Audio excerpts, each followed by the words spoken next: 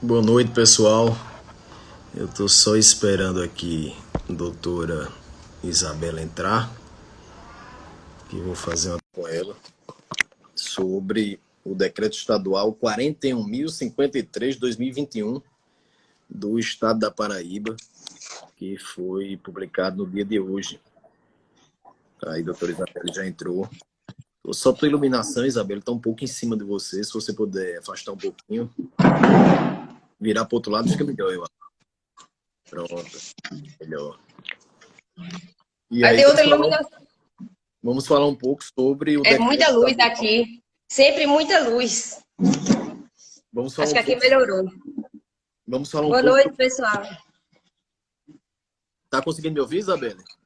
Tô sim. Hoje foi publicado o decreto 41.053, que certamente é o assunto mais falado hoje no estado da Paraíba, da autoria do governador do estado da Paraíba, né?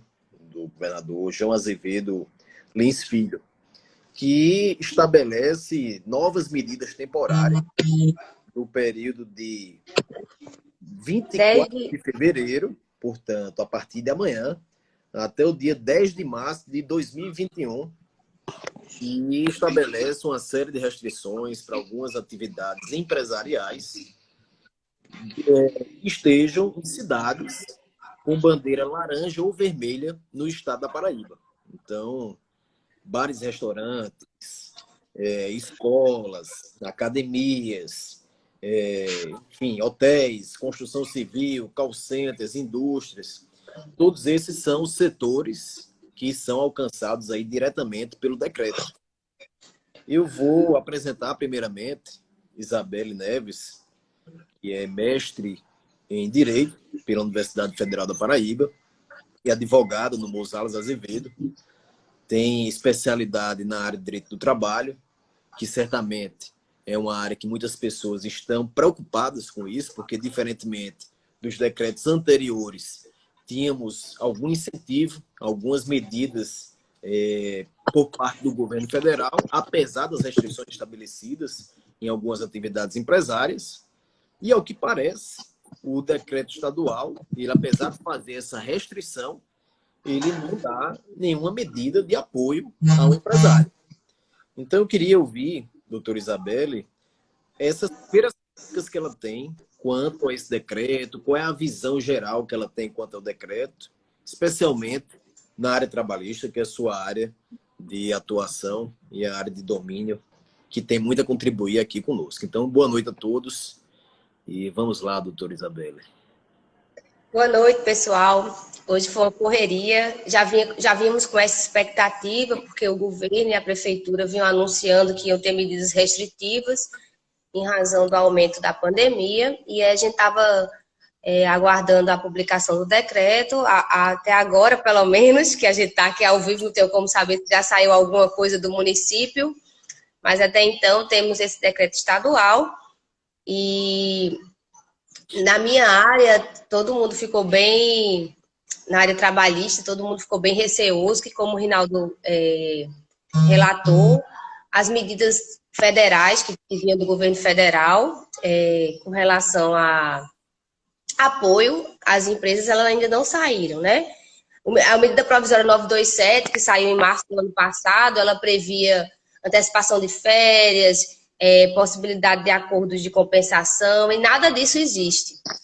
E essas situações também teve a amparo assistencial, né? Pela medida provisória 936, depois convertida em lei, e que deu um fôlego, porque pôde suspender e afastar os empregados, e agora a gente está aqui à deriva, né? Sem saber como vão tocar, porque muitas atividades teve uma redução significativa de funcionamento, sobretudo bares e restaurantes, né? Que pelo decreto eles só podem ser abertos ao público até às 16 horas.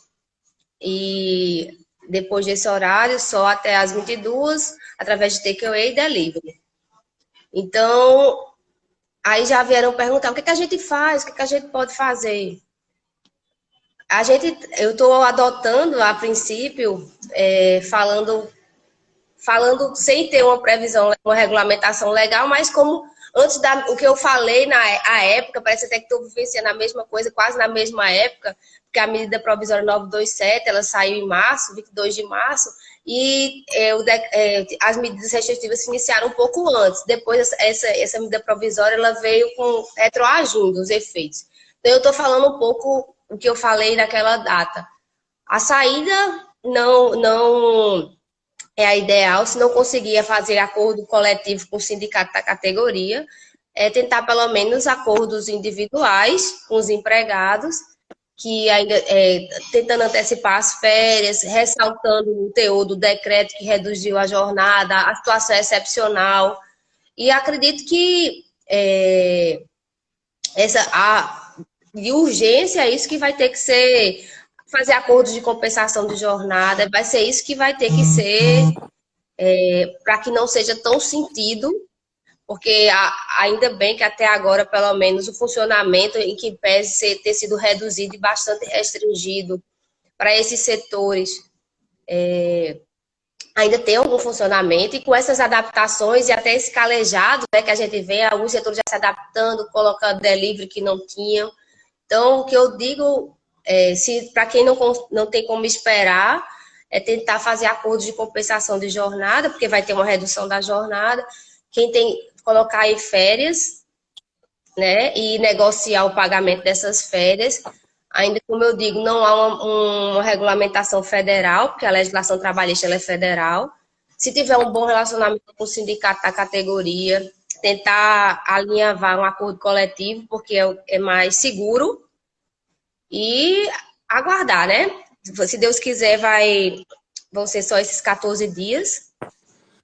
O decreto também, a gente ainda vai falar, acho que o Rinaldo já deu uma lida também, ele tem muita coisa questionável, né, Rinaldo? Acaba muita coisa em aberto, ele é bem aberto.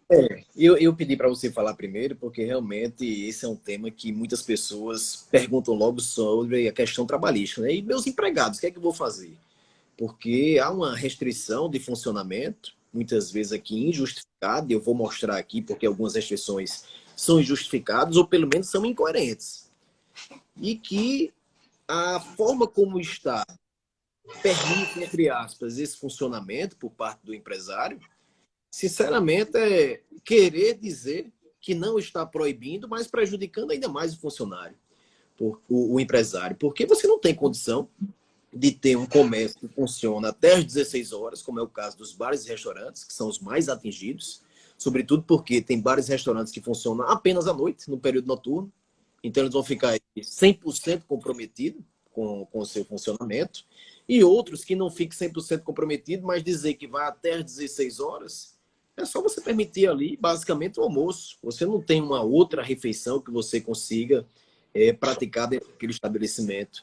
De modo que funcionar pela metade, como é o caso aqui, porque assim dá uma aparência de ser mais da metade, mas muitas vezes é total e às vezes é menos do que a metade, ou quando muito a metade, isso não vai fazer com que o empresário ele tenha a condição de manter o mesmo faturamento para arcar com os mesmos custos, não podendo funcionar sequer muitas vezes a metade do período que lhe é útil. Porque não adianta você dizer, vou funcionar até às 16 horas. Para um restaurante que serve almoço, até às 14 horas está bom, porque depois de 14 a 16 praticamente não tem nada. E alguns outros bares e restaurantes, por exemplo, que funcionam apenas à noite, como são muitos que eu conheço aqui também, que servem apenas jantar, sem até um atendimento diferenciado. Eu poderia até citar aqui alguns casos, mas não tenho permissão de dizer o nome, mas eu conheço restaurantes que atendem somente por reserva, um atendimento customizado, que funciona apenas à noite, mas está, pelo decreto, impedido de trabalhar. Então, não bastasse toda que já vemos há um ano, né, nessa situação. Aí, porque quando...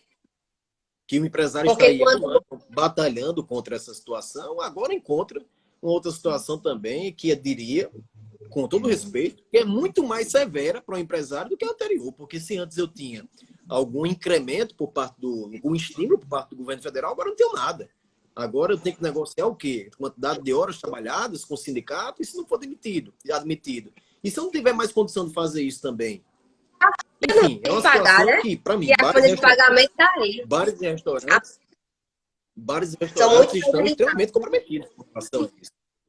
Então, assim, é um decreto que, assim, me faz ver, muitas vezes, você tem necessidade de tomar medidas de contenção da pandemia? Claro que tem, ninguém está aqui dizendo que não tem que fazer isso. Mas será que essas medidas são medidas adequadas? Isso está testado em quê? Isso está considerando o quê? Porque eu vou olhar os considerandos do decreto e os considerandos, eles não são capazes de justificar isso. E depois, será que realmente o Estado tira de si a responsabilidade de fiscalizar o uso de máscara, o distanciamento social, a higienização e impõe ao empresário todo esse ônus? Porque não seria, aqui para nós, não seria muito mais condizente o Estado apertar a fiscalização, permitindo que aqueles que estão agindo de forma correta continuassem a funcionar e tirando somente aqueles que não estão respeitando a legislação, as medidas de proteção sanitária? Mas não, o que é que o Estado faz? O Estado diz, olha, eu vou penalizá-los, porque isso para mim é uma pena. Faz o mais fácil, né? Faz o mais fácil. Muitos estão trabalhando adequadamente para que vocês não façam qualquer medida que seja capaz de estimular essa proliferação da pandemia. Mas será que é esse o raciocínio mesmo? O raciocínio deveria ser outro, não? Olha, vou ser mais rigoroso na minha fiscalização. E isso não. É assim, penso eu. Eu nunca peguei Covid. Estou aqui de boa, nunca peguei Covid. Por quê? Porque eu não vou para ambiente aglomerado.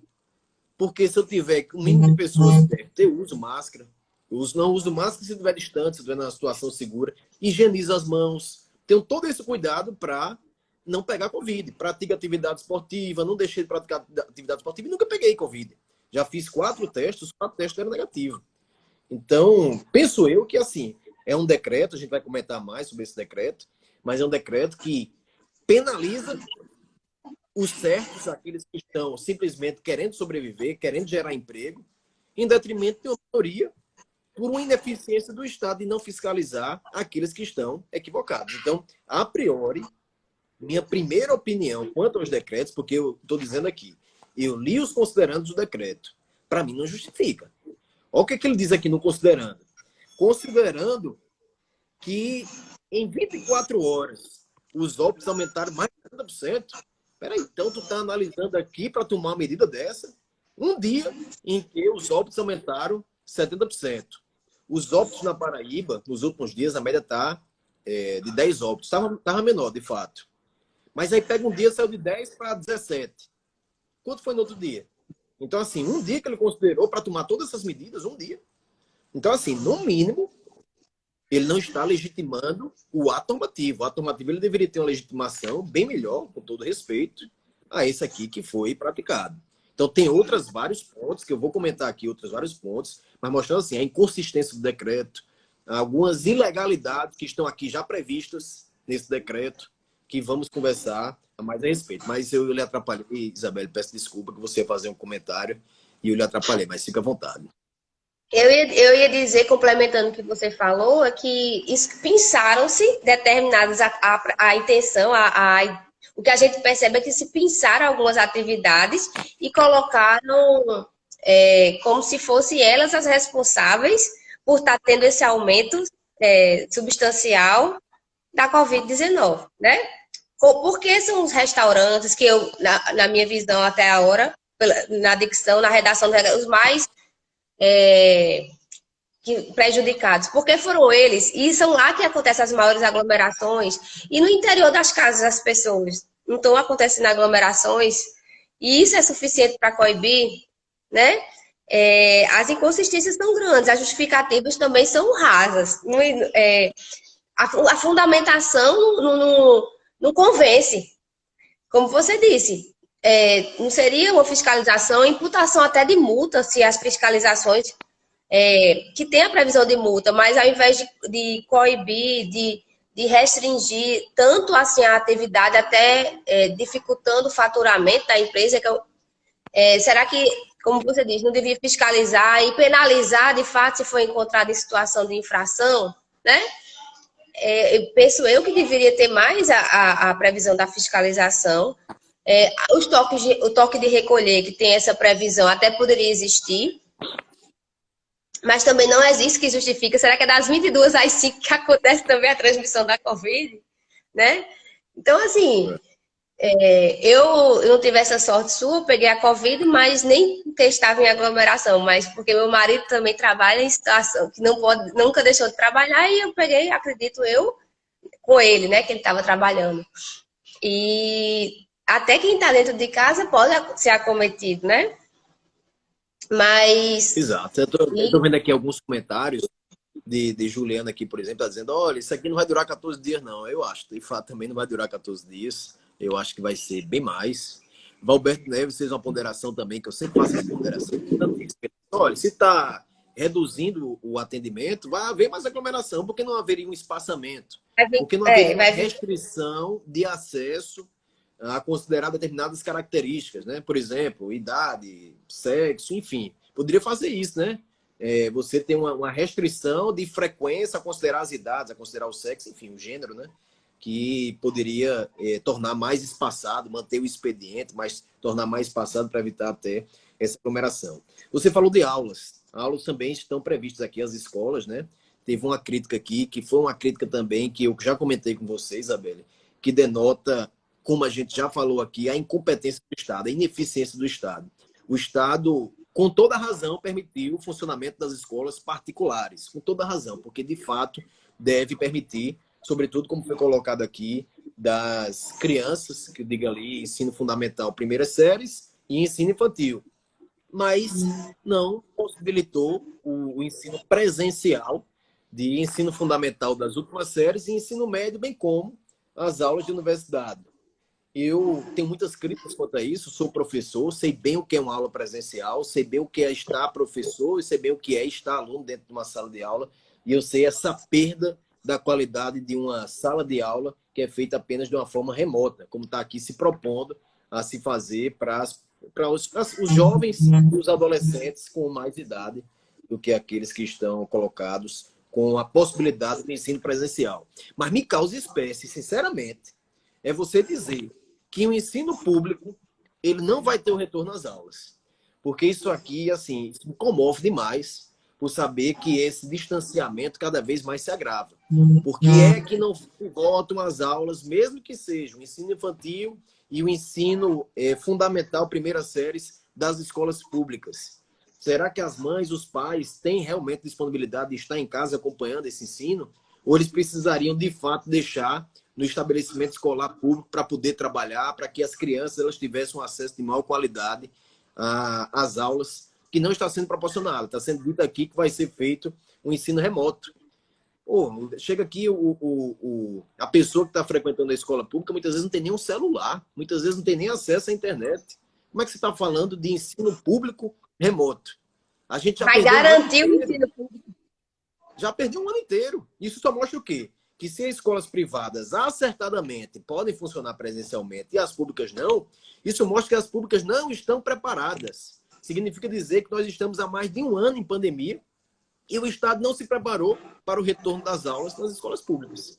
Então, essa mesma deficiência do Estado que não permite que o empresário ele seja melhor fiscalizado, mantendo o padrão de atendimento, respeitando os protocolos sanitários. Significa dizer o quê? Realmente, até no ensino, eu não fui eficiente para garantir o acesso dos menos favorecidos, porque, infelizmente, a escola pública é de péssima qualidade, pelo menos na sua maioria dos casos, né? Evidentemente, a escola pública superior é de excelente qualidade, evidentemente, existem muitas escolas públicas boas, existem muitos profissionais abnegados, mas, infelizmente, a estrutura que se proporciona numa escola pública é uma estrutura péssima, como mostra aqui o decreto do Estado da Paraíba, que diz que não tem estrutura para receber os alunos. Então, isso acaba sendo péssimo para o ensino daqueles que mais precisam. Então, isso aí realmente é algo assim que me comove muito, é algo que eu preciso fazer esse registro, sabe? De dizer que a escola precisa funcionar. Essa é a nossa prioridade, deve ser prioridade de todos, o ensino, a educação, para que nós possamos realmente sermos melhores. E quando você diz que aquele que precisa de escola pública, ele não pode ter a aula presencial, a possibilidade de os pais poderem trabalhar e confiar seus filhos a uma escola pública, isso realmente me machuca muito, sabe? Eu acho que é uma visão equivocada ou, pelo menos, denota ineficiência por parte do Estado para poder retornar a essas atividades. Então, é um ponto aqui que eu quero bem destacar nesse decreto. Mas diga aí, doutora Isabel, você ia falar também, interrompi mais uma vez, não foi? Com relação a essa escola pública, pegando esse gancho, o grande problema é o que você destacou. Mais um entrave para o empregado. Se os filhos estão em casa, como é que vai ser essa ida ao trabalho, né? Já está há tanto tempo em casa, tentando retornar às atividades. A gente vê muitos problemas, eu que acompanho essa rotina trabalhista, dos empresários com as faltas dos empregados, porque o filho não tem quem deixar. Então, tanto na escola privada, porque o acesso ao infantil também se os pais aceitarem, né? Então tem muita gente ainda que tem esse receio, mas sobretudo nas públicas, porque as condições sociais, infelizmente, dificultam ter alguém para cuidar, tem que ter socorrer de algum familiar.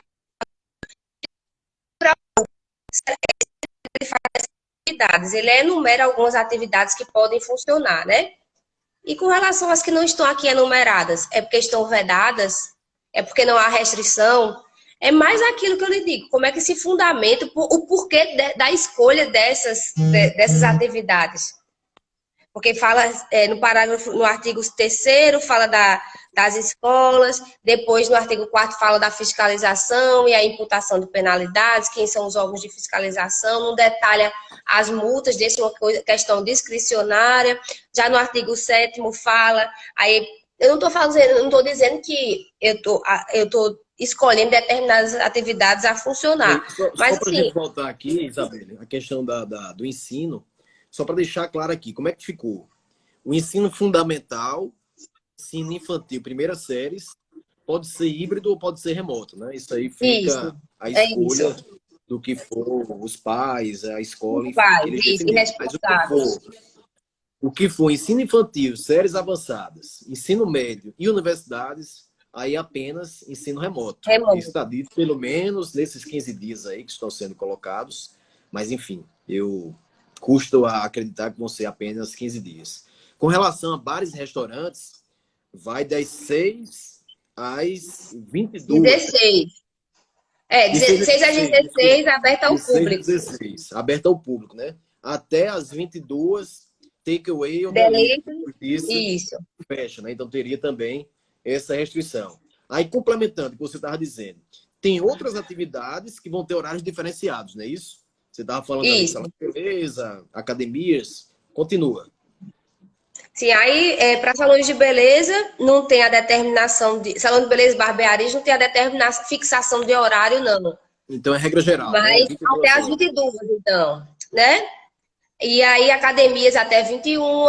E aquilo que você disse, até as 21. Não vai dar a sensação de aglomerar, não vai aumentar a demanda por determinados horários.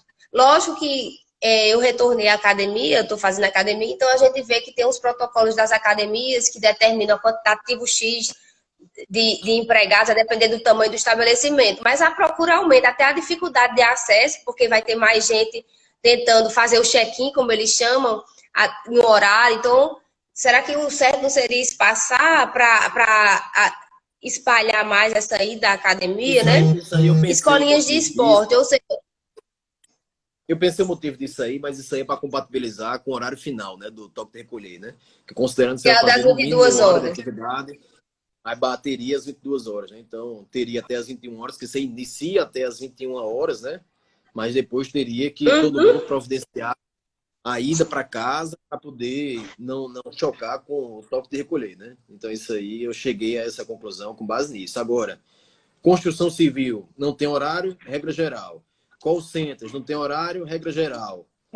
Tem horário, academias e escolinhas de esporte. Instalações de acolhimento de criança não tem horário também, então, regra geral.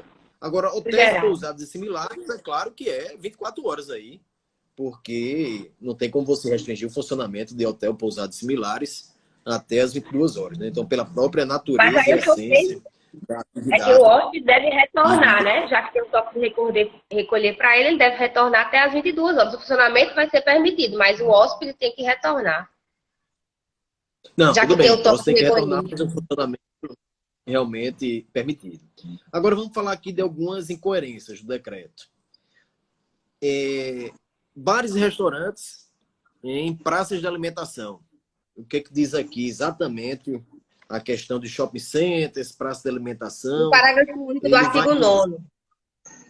artigo 9º, não é isso? Ele fala o seguinte: no período Isso. entre 24 de fevereiro e 10 de março, shopping centers, galerias e centros comerciais nos municípios que estejam de bandeira laranja e vermelho vão funcionar das 9 às 21. Então, das 9 às 21 é um horário diferenciado em relação à regra geral. Mas é o que diz o parágrafo único. Os restaurantes localizados em shopping centers, galerias e centros comerciais funcionarão até 16 horas.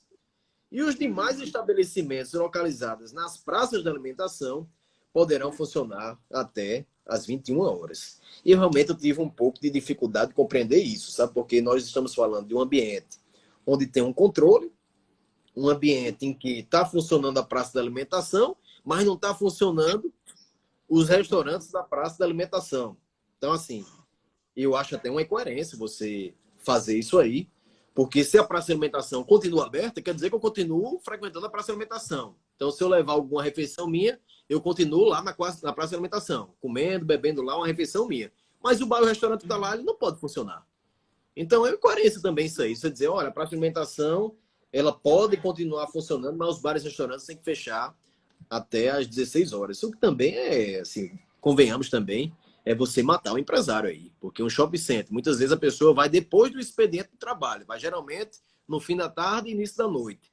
E você dizer que ele tem que funcionar até às 16 horas para essa alimentação, então você realmente corta uma grande parte da viabilidade do empreendimento, o que vai comprometer também esse faturamento mensal do empresário, consequentemente vamos ter repercussões econômicas e sociais também, porque empresário emprega, a gente precisa do empresário para o empresário poder empregar, não só do serviço público nós vivemos, mas se vivêssemos também, precisamos dessa alimentação que é possibilitada pela atividade privada, e você comprometer muitos setores como estão sendo comprometidos aqui, eu acho que é uma situação complicada, sabe? Tem muita Com gente que diz, relação. é melhor fechar, porque para estar funcionando assim, eu estou funcionando tendo prejuízo. Então seria melhor demitir todo mundo e depois Porque já recontratar? tem Eu já que. vi algumas pessoas possibilitando isso aí, cogitando isso aí. Por quê? Porque não sabe quanto tempo vai durar isso. Quanto tempo vai durar essa segunda onda? A vacina está aí, mas vai ser aplicada em quanto tempo? Então, eu já vi pessoas dizendo, olha, todo mundo só vai estar imunizado no final de 2022. Já vi algumas pessoas dizendo isso. Já vi pessoas dizendo que no ritmo que estamos, iremos finalizar a vacinação em março de 2022. E aqui tem um decreto falando em 14 dias, um decreto que impõe restrições contra o funcionamento da atividade privada também, sobretudo, e o que agrava, de certa forma, aí os impactos econômicos, os impactos sociais. Está aqui, ó, Mister Pizza dizendo, praça de alimentação funciona até às 21 horas, restaurantes fora da praça de alimentação até às 16. Eu, sinceramente, não entendi isso, não. Eu entendi Com aqui relação ao que shopping, o está sendo... funcionamento do shopping, Rinaldo, também tem um adendo aí. Vão ter que negociar com os empregados, né? Restabelecer uma jornada, porque antecipou-se o início da jornada em 1 hora. Aí o empregado, ele estava, lógico que vai ter essas concessões, né? Mas o horário do trabalho dele era às 10. Então o empregador vai ter que acordar com o funcionário para que ele chegue às 9, quem pega a partir das 9. Então vai ter que ter esses acordos aí de jornada, de reestruturação também. olha, Pensando ó, nesse. o Mister Pizza fez uma colocação aqui dizendo o seguinte, é porque essa redação é dúbia, eu estou entendendo a posição dele. O que é que ele está dizendo aqui? Parágrafo 1 do artigo 9º. Os restaurantes localizados em shopping centers, galerias e centros comerciais funcionarão até às 16 horas. Os demais estabelecimentos localizados na praça de alimentação poderão funcionar até às 21 horas. Mas aí fica a dúvida, né? Primeiro, para você ver como é a interpretação. A primeira leitura que eu fiz é a leitura de que os demais estabelecimentos poderiam ser aqueles estabelecimentos que não são de alimentação, mas estejam lá na praça de alimentação. Então, eles poderiam ir até às 21 horas. A leitura de quem está aqui no perfil do Mister Pizza é uma leitura também coerente, é uma leitura até muito defensável. Ele diz o seguinte, olha, se o restaurante está no shopping, mas não está na praça de alimentação, é até às 16. Mas se está no shopping e está na praça de alimentação, iria até às 21 horas. Então, essa é a defesa que ele faz. Eu entendo isso aí. Santa Grelha, Mangá e Tio Armênio, Nau fecharão às 16, os demais ficarão abertos até às 21 horas? Essa é uma pergunta aqui. Não, mas aí é o contrário. A norma diz o contrário, diz que os demais estabelecimentos localizados para alimentação poderão funcionar até às 22 horas, né? Os estabelecimentos o quê? Seriam estabelecimentos de alimentação ou outros estabelecimentos que não sejam de alimentação? Então, isso aí é o que está realmente incoerente, né? E aí, Débora colocou outra questão interessante. Disse, ó, Santa Grelha, Mangai, Tio Armênio, Nau, como é que fica essa situação? Ali a gente considera uma praça de alimentação ou considera uma praça de restaurantes? E aí seria equiparado também uma praça de alimentação? É outra situação interessante que também está sendo colocada aqui por Débora, que a gente deve fazer essa avaliação. A avaliação interessante essa aí, que Mr. Pizza colocou, e que Débora está fazendo também essa ponderação, que é muito interessante. Eu quero falar aqui das multas. Diz aqui o artigo 5º do decreto que essa multa ela poderá variar até R$50 mil. E o interessante é que não estabelece aí os parâmetros de aplicação dessa multa, né? Deixa ao alvendrio de autoridade delegada. Fiscalização. Fiscalize e diga qual é o valor da multa. Não tem aqui nenhum parâmetro. O que penso eu, isso é legal, porque não tem essa gradação. E diz mais aqui. Quem pode aplicar essa multa? Todos os órgãos responsáveis pela fiscalização, que são a Gevisa, Vigilância Sanitária Municipal, polícias estaduais, PROCONs, guardas municipais, estabelecimentos. E aí eles podem fazer a aplicação dos estabelecimentos de multas e além de outras penalidades, que há outras penalidades de suspensão de funcionamento da atividade, que pode ser 7 dias, 14 dias, sem prejuízo de aplicação dessas multas, né? Penalidades penais, né? É. Então aqui tá dito isso também. Que até uma questão interessante também, né? O decreto, em tese, ele tem vigência por 14 dias. E ele estabelece uma possibilidade de você aplicar uma suspensão do funcionamento por 14 dias. Esses 14 dias, se for no 13º dia, fica ainda 14 dias fora do período de necessidade da medida, né? Da previsão. Aí deixa tudo muito aberto, né? Muito então aberto. Então isso aí parece passiva de questionamento, né? Parece que é um castigo ao empresário, não é uma preocupação em garantir a preservação da questão relacionada à saúde, enfim. Mas sim um castigo está sendo dado, outro castigo ao empresário, né? Então é algo realmente que me comove muito também quando eu falo isso. Eu vejo assim que as pessoas estão muito mais preocupadas, as pessoas não, né? O Estado está muito mais preocupado em penalizar o empresário do que estimular a sua atividade, né? É um dos grandes inimigos. E demonstrar que está fazendo alguma coisa, né? E sempre colocando a responsabilidade para a iniciativa privada. E o Estado não tem tanta responsabilidade. O que era para ser, como você disse, no começo a gente vem rebatendo, fiscalizar, fiscalizar, fiscalizar. Mas nem o próprio ensino público tem sido garantido, né? Já que é todo remoto. E é impossível garantir o estudo. Mas aí a atividade privada é toda penalizada, que vem sofrendo há muito tempo. E as missas, falando de missas e cultos. Eu já fui à missa, não sei se você também já foi à missa, nessa época de pandemia, e elas estão praticamente vazias. E aí restringir, não pode ter as atividades de missa, as pessoas, a gente tem que ponderar também, aí pensando no lado espiritual e religioso, as pessoas já estão tão... esse é um momento tão crítico e afastar mais ainda da igreja. É uma coisa a se pensar. Elas estão vazias, os protocolos estão sendo respeitados. Não sei por que se escolheu essas atividades, porque são elas que estão trazendo o aumento, é o que eu digo. E as casas das pessoas? Será que o pessoal não está se juntando, se aglomerando em outra, né? Olha, eu frequento missas todos os domingos, na comunidade Consolação Misericordiosa. Todos os domingos eu vou para a missa. Eu não ouvi nenhum histórico de pessoas que pegaram Covid na missa. Nenhum. Até porque o funcionamento lá é de apenas 30%. Tem toda uma fiscalização para entrar, para usar máscara, distanciamento, usar higienização. E não ouvi nenhum. Mas foi o primeiro que foi penalizado aqui, né? Foi os ensinos. É verdade, né? É verdade. Felizmente, A diocese, com a grandeza ainda muito maior do que o Estado, ela já disse que ia fazer a missa remota, transmissão remota. E eu digo a você, ratificando o que você tinha dito, um período que nós mais precisamos dos cultos religiosos, nós vemos essa restrição de acesso ao culto religioso. A quantidade de pessoas que estão com problemas psicológicos, psiquiátricos, nunca vi tantas pessoas com tantos problemas.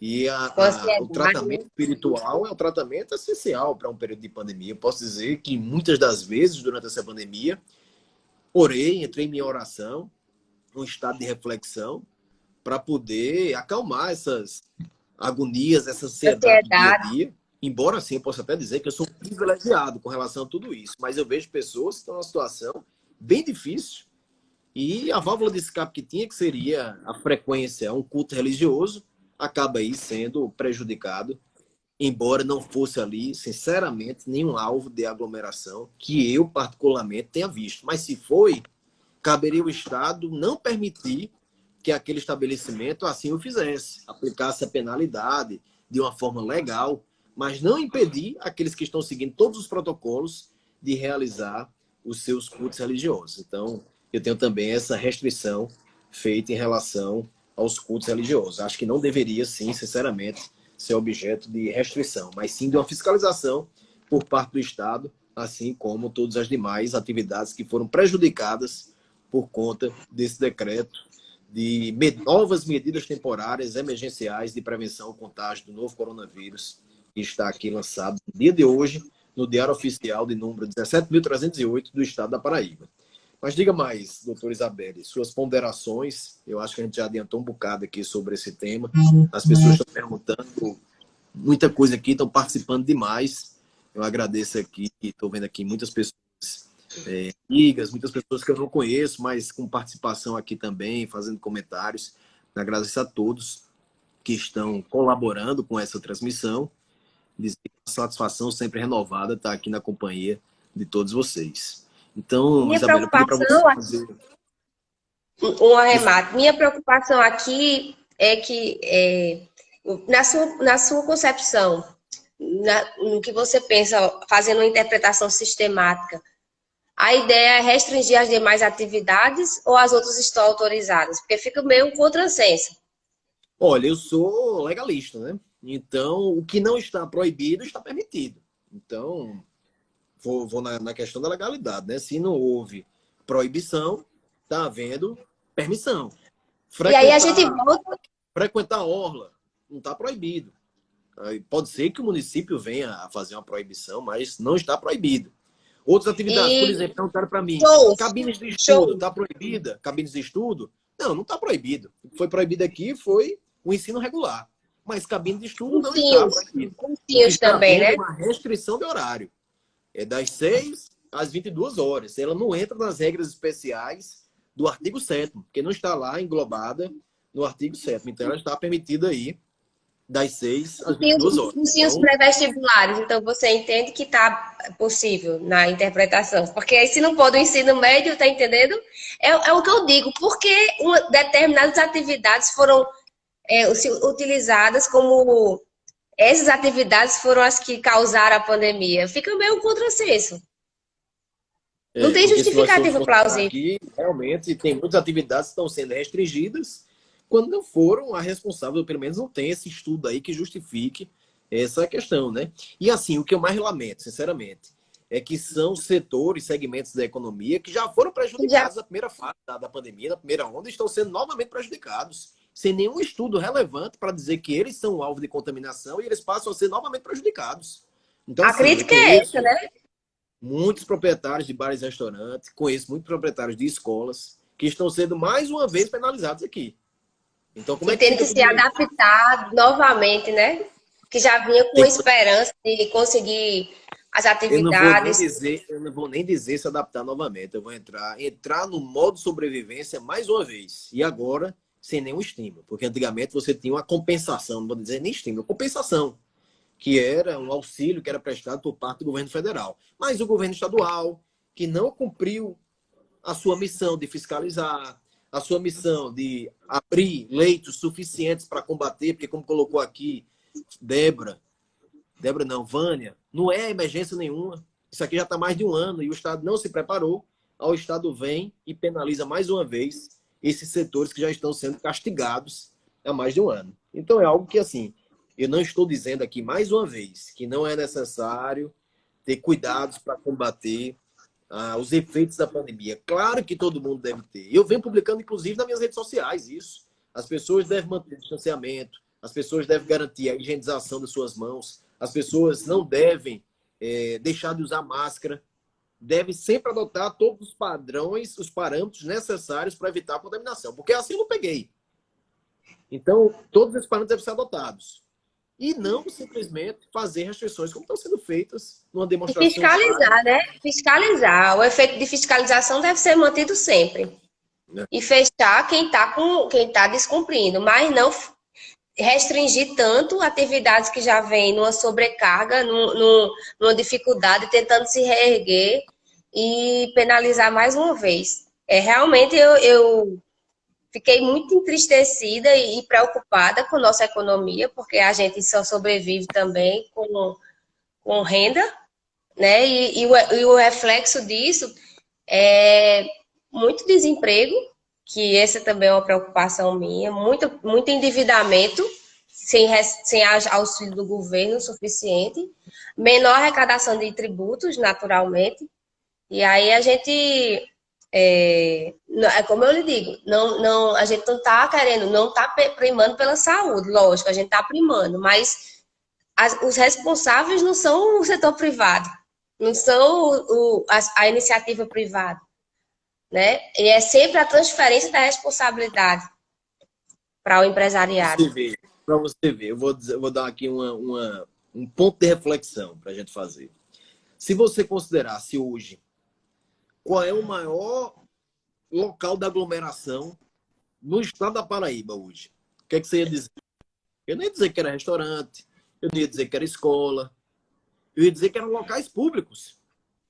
Porque, por exemplo, se você for no Busta-Mandaré, que é uma obra excelente, eu compactuo daquela obra, eu acho que é uma obra que é um equipamento interessante para a cidade, mas se você chegar ali, num fim de semana, à noite, aquilo ali é lotado de pessoas que não usam máscara, de pessoas que estão se aglomerando. Estou dizendo que são quase todas, mas muitas pessoas fazem isso. E é um espaço público. Não é o empresário que está proporcionando isso. Se você chegar dentro de uma escola, eu tenho filhos que frequentam a escola e eu faço questão de que eles tenham uma aula presencial. Mas se você vir o padrão de excelência que é adotado pela escola para uma criança, uma de 5 anos e outra de 7, está dentro de uma escola, é um padrão assim que eu jamais poderia dizer que o foco de Covid está ali. Então, assim, o Estado ele deveria muito mais estar preocupado em quê? Em fiscalizar, em muito mais impedir que tudo isso aconteça no espaço público, porque aí, vamos dizer que quando é de todos, acaba não sendo de ninguém, e aí acaba não tendo realmente essa possibilidade de você frequentar um espaço público, porque não tem uma fiscalização, não tem quem penalizar. E aí você acaba fazendo o quê? Não é aqui não que está sendo prejudicado. Está sendo prejudicado são as escolas, está sendo prejudicado são os bares e restaurantes. Por que é que a frequência em equipamentos públicos não fica proibida, então, essa aglomeração? O que é que nos permite, o que é que nos proíbe essa aglomeração? Será que isso vai ser fiscalizado mesmo? Porque até agora eu não vi essa fiscalização nesses espaços públicos. Mas em escola, em igrejas, em bares e restaurantes eu vi. Então, parece que é aquilo, olha, eu tenho que penalizar alguém, eu vou penalizar a atividade produtiva. Não vou penalizar quem está a não colaborar com o combate à pandemia. Então, eu acho, sinceramente, assim, que o decreto ele é injustificado em muitos pontos. Estou aqui dizendo mais uma vez que é importante que todos usem máscara, higienizem suas mãos e mantenham o distanciamento social. Mas daí você prejudicar uma atividade produtiva ao ponto de inviabilizá-la, isso com todo respeito, não é uma atitude razoável e também, por conseguinte, também não é proporcional. Isso passa, ao meu ver, por um juízo de valoração absolutamente incoerente para se penalizar a quem não é foco de Covid e aqueles que já foram penalizados em suas atividades em mais de um ano de pandemia. Então, fica aqui, de toda forma, meu registro, mais uma vez, de insatisfação por conta do conteúdo do decreto e dessa revelação da ineficiência por parte do Estado em cumprir a sua missão, que é de fiscalizar para que sejam adotadas medidas sanitárias de combate à pandemia ao coronavírus. Então, vou pedir, Isabelle, só que você faça suas últimas considerações para a gente finalizar essa live e dizendo que quem tiver dúvidas, escreve aí no meu perfil, no perfil do escritório, que nós vamos reservar um espaço aí para comentar cada uma dessas dúvidas e apresentar para vocês nossa opinião, nossa posição dentro do direito, evidentemente. Foi um prazer estar aqui. Hoje saiu rápido, a gente estava se preparando, lendo também a toque de caixa, né? Tudo muito rápido. A gente já tinha notícias de que ia sair, mas a gente não sabia como vinha a redação. E aí a gente está à disposição para tirar dúvidas e para vocês tirarem dúvidas, porque a gente vai refletindo, a gente precisa refletir sobre as coisas, aguardar por dias melhores e ver como é que vai sair o decreto municipal, se vai sair algum decreto municipal. E aí eu fico à disposição pelo perfil do escritório para lhes auxiliar no que eu souber, no que puder. É um prazer sempre estar aqui com vocês. Obrigada, Reinaldo. Eu queria agradecer a todos que acompanharam aqui, muitos amigos, muitas pessoas que nos acompanham nas redes sociais também. Estão aqui deixando comentários, parabenizando sua participação, evidentemente, porque estão dizendo que a live foi excelente, certamente foi por sua participação também. E dizer que a satisfação está com todos. Tem aqui perguntando, e o toque de recolher? Claro que não vai ser aquela buzina, não, né? Não vai ter um toque de recolher, não. Vai ser dizer o seguinte, que a partir das 22 horas, todos têm que estar em casa e não pode haver deslocamento sem justificativa, né? E aí é um ponto interessante, Charles. Eu vou comentar esse ponto teu aqui antes da gente encerrar essa live. O que é que acontece se eu não respeitar esse, aspas, toque de recolher? Ou seja, se eu continuar na rua depois das 22 horas. Está dizendo aqui que vai ser aplicadas penalidades legais. Que penalidades legais são essas? Dá-se a entender que é a multa, mas, com todo respeito, digo eu aqui, não é estimulando ninguém a estar na rua, não. Que é ilegal, porque a multa só está prevista no artigo 5º, que fala da necessidade de obediência às medidas sanitárias, então ele não se aplica às demais situações, a não ser aquelas do artigo 5º, e fala também numa penalidade penal do artigo 268 do Código de Processo Civil, dizendo lá que seria um crime contra a saúde pública. Do Código Penal. Do Código Penal. Um crime contra a saúde pública que, particularmente, eu não sei o que é que significaria. Por exemplo, eu estar dentro do meu carro dirigindo após as 22 horas. O que isso aí seria um crime contra a saúde pública? Acho que não há um preenchimento do suporte fático do artigo 268 do Código Penal. Mas, enfim, o que eu quero dizer é que não desrespeitem o toque de recolher. Vamos cumprir, é um decreto que está aqui, mas vamos questionar, sim, vamos debater, vamos dizer quais são os pontos de incoerência para que esses equívocos eles não tornem a acontecer novamente, nem prejudicar a nossa economia. Todo mundo tem que harmonizar o combate à pandemia com o estímulo à economia, né? E no caso concreto é que a gente vai vendo como é que vai ser a aplicação e a discussão, isso no judiciário, né? Se você se sentir lesado porque foi multado, autuado, ou se ficou em alguma dessas situações, tem que procurar um advogado para tentar ver a interpretação e o judiciário vai julgar e ver como é que é essa interpretação, ver se tem alguma ilegalidade, porque aqui é tudo genérico, geral, a gente tem que ver a aplicação isso no plano do dia a dia, né?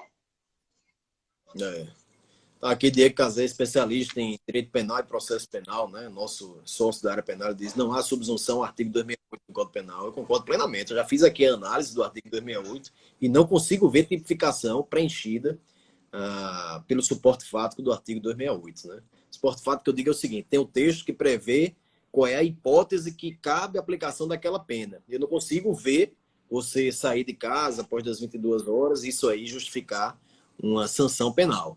Enfim, eu acho até que a sanção civil, se for aplicada, ela é ilegal, porque não há uma previsão expressa e pena só pode se aplicar se essa previsão for devidamente preenchida. Então, também estou nessa aí também. Mas, resumindo, vamos manter todos os cuidados de combate à pandemia do coronavírus, distanciamento social, higienização, uso de máscara.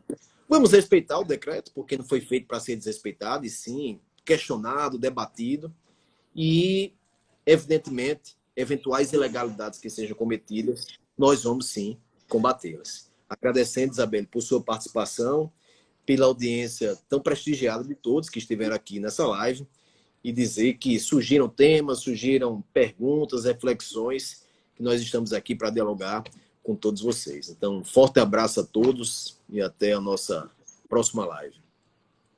Boa noite, pessoal. Tchau.